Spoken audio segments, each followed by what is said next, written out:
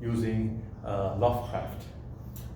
And he compromised. The only problem he did is he did compromise. It's not a problem because we are normally supposed to document an incident report and send it to the system administrator, and then normally things goes out. So that's exactly. But these boys actually, he knew how to compromise, how to breach, but he did not know how to extract.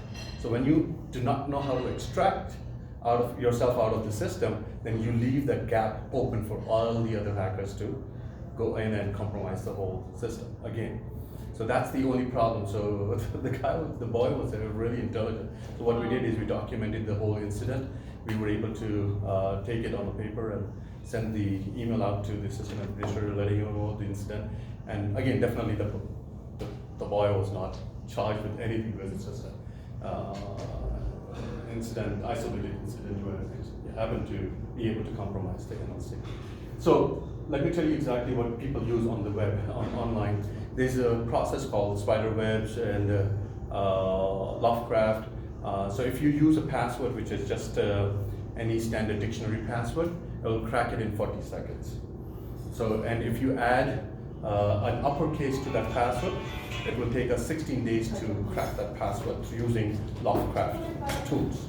So if you add a special character like an exclamation mark or pound sign, then automatically that changes into 6 months.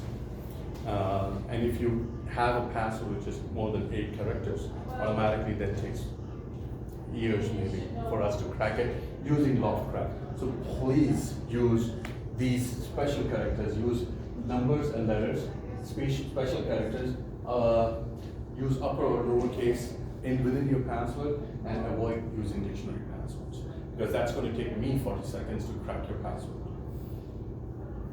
Okay, so if it's not only for our purposes, but any of your personal also, like if I'll be changing a lot of my passwords after this meeting.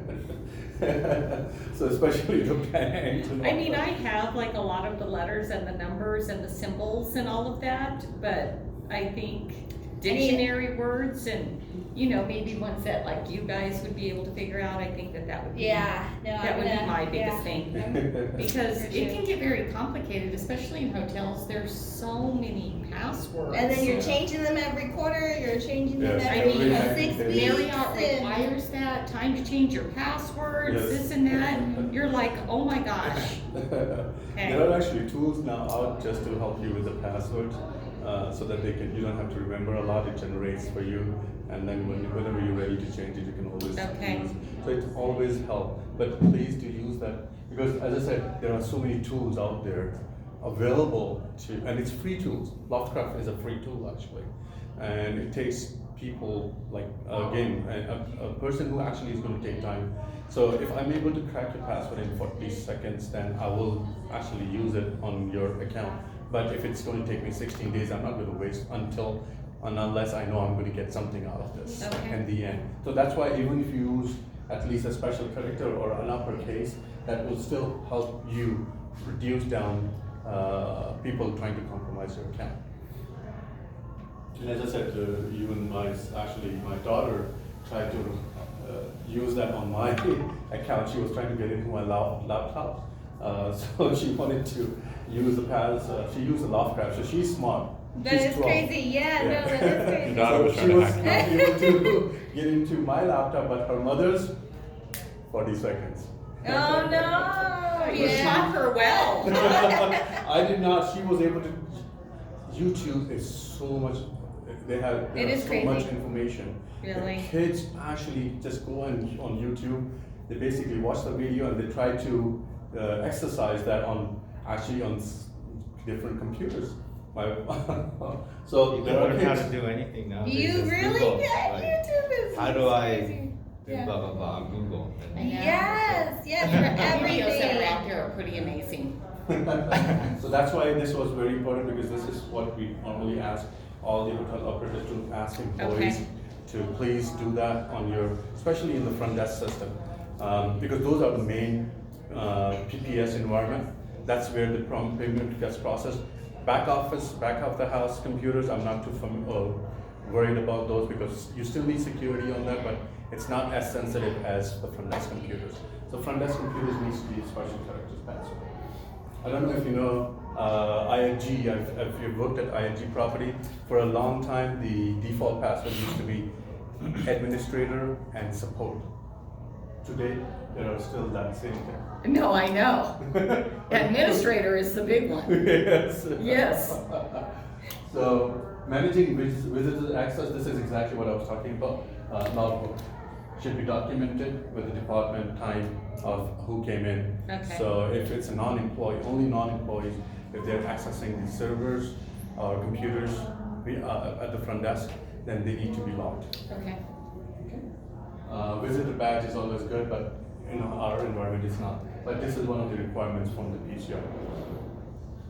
Vendor access, portable media, print material, we're already locking it down usually, but we normally avoid using the USB flash drive, or we do not encourage USB flash drive to be used at the front desk computers at all. Did we log you guys in this time? Or did Brian give it to you?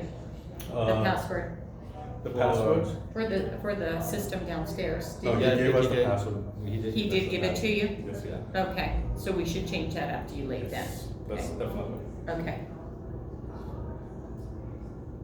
Every computer at your property has an internal audit log, and that tracks all the user activities.